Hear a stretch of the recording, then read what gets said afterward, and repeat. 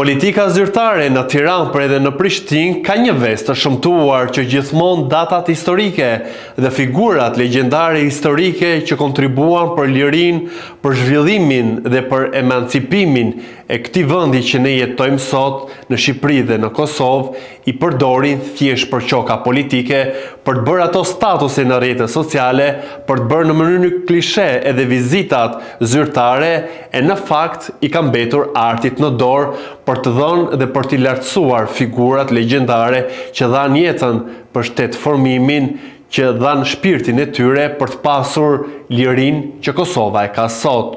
Lexova dhe klikova një lajm interesant që do ta ndaj me ju në gojë Miletit, sigurisht që vjen nga artisti i vetëm që unë shikoj ndër vite që ka dhënë kontribute ekonomike, në tema sociale, në tema politike, por edhe në tema që prekin të gjithë vendin. Ai është një dhe i vetmi Labinot Tahiri, i cili sot ka ndarë me ndjekësit e tij, por edhe me të gjithë ata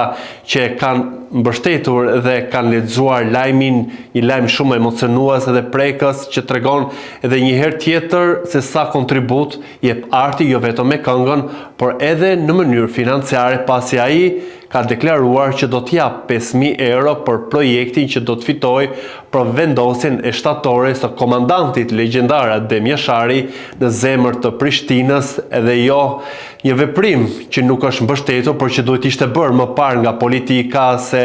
të gjithë i përulen një figure legjendare që luftoi për të pasur lirinë që ka sot Kosova dhe, siç u shpreha në fillim, politika e përdor thjesht për propagandë dhe nuk e përdor të mirën që ajo ka për të nderuar apo për ta afruar dhe popullin dhe rinin me këto figura legjendare, dhe pse nuk jetojnë më,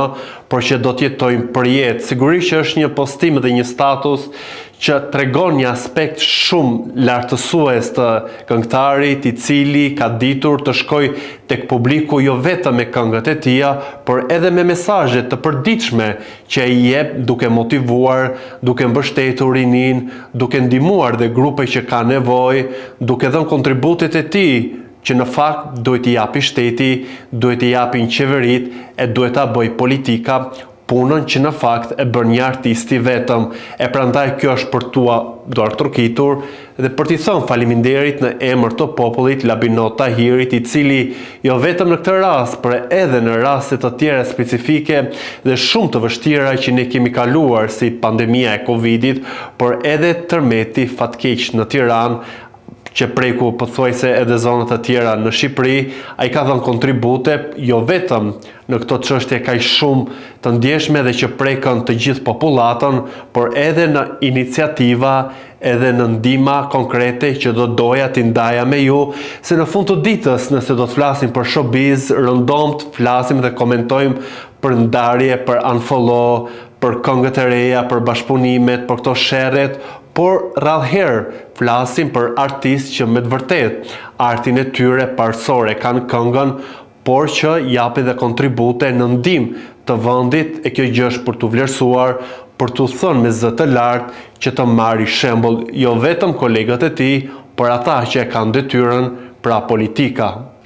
Do doja fillimisht që të lexoja një reagim që artisti Labinot Tahiri ka në rastin konkret që komuna e Prishtinës pritet të shpallë projektin fitues për ngritjen e shtatorës së Adem Jasharit. Ai është shprehur i emocionuar dhe ka treguar që këtë herë ndau me publikun që do t'jap shifrën prej 5.000 euro për ta ndërtuar këtë shtatore në zemër të Prishtinës, sepse ka ndihmuar ndër vite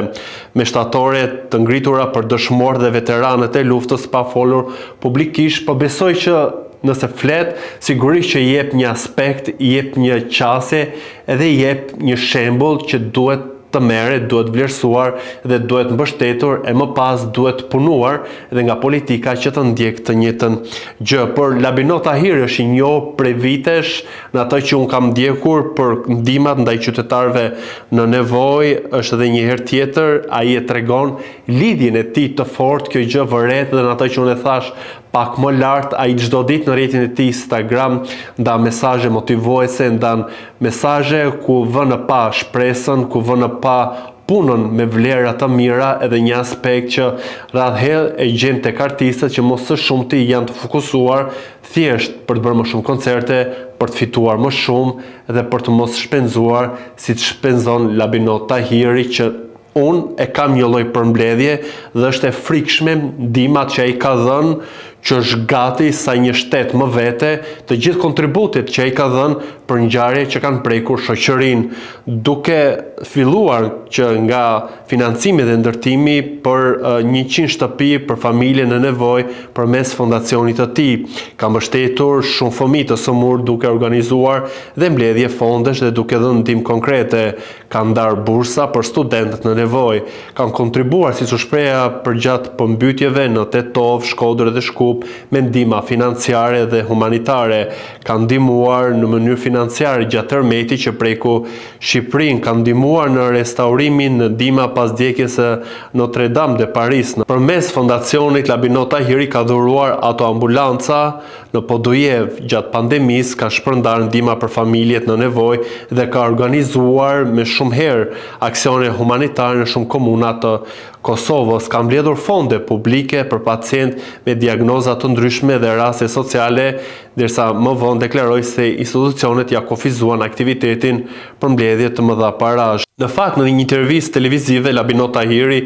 ka treguar që gjatë pandemisë ka mbledhur dhe ka shpërndar ndihma në vlerën rreth 150.000 euro dhe se ka ndihmuar mbi 302.000 familje në trojet shqiptare, përfshirë edhe ndihma kesh. Nga ana tjetër, një element kur ka qenë pjesë e politikës, ai ka dhuruar dhe 12 pagat e deputetit për persona të sëmurë, sidomos raste me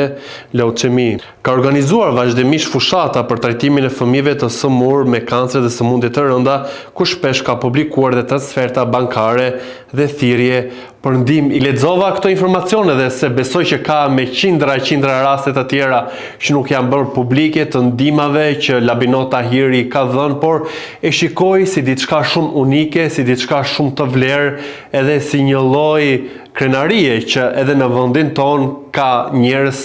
të niveleve të Labinot Tahirit që jo vetëm i shikon muzikën si një instrument për të përfituar ai, por nga të ardhurat e tij, nga paratë që ai ka fituar me djerë, siç edhe me gjak, siç thotë publiku, i ka dhënë për gjatë këtyre viteve në listën e gjatë që unë rendita, dhe është padyshim një rast unik dhe një rast i jashtëzakonshëm që jo vetëm meriton duartrokitje nga ana e publikut, por që nga ana e politikës duhet t'i japim një shuplak ne, që gjëra që duhet i bëj shteti i bën një individ i vetëm, me kjo tregon horizontin e tij, jo vetëm si artist, por edhe si njeri i madh në një vend që ka kaq shumë nevojë për ndihmë dhe për mbështetje për njëri tjetrit, është i jashtëzakonshëm dhe prandaj unë çdo herë më shumë, sa herë që do të jetë e nevojshme, do të flas për të, se e meriton mbi kontributin jashtëzakonshëm dhe të paçmueshëm që ai jep në të dyja vendet, si në Kosovë, edhe në Shqipëri, por edhe në diasporë, kudo ku ka shqiptar, Labinot Tahiri është aty.